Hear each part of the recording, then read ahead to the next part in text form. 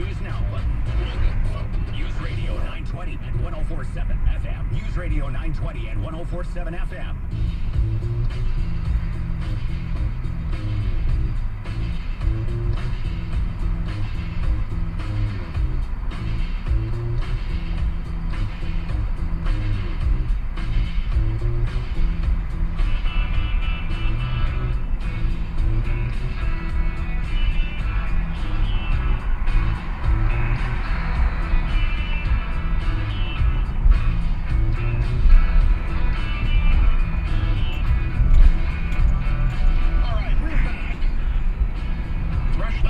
And the Excellence in Broadcasting Network, having more fun than a human being should be allowed to have.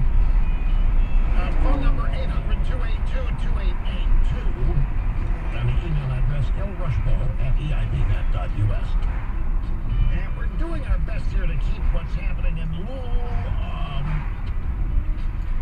in some sort of explainable fashion. So here's as best I can explain this to you now. A grand jury has indicted one of 3 officers on criminal charges in the fatal shooting of Breonna Taylor 6 months after her death in Louisville. The Jefferson County grand jury has voted to indict Officer Brett Hankerson. Now, ahead of the announcement, the Louisville mayor announced a curfew. And the Louisville Police Department said that the U.S. National Guard has been activated. So, the mayor is convinced that all hell is going to break loose. Because the mayor of Louisville is convinced that this is not going to satisfy certain segments of the population. So the former detective Brett Hankerson indicted 3 counts of first-degree wanton endangerment. Sergeant Jonathan Mattingly not indicted.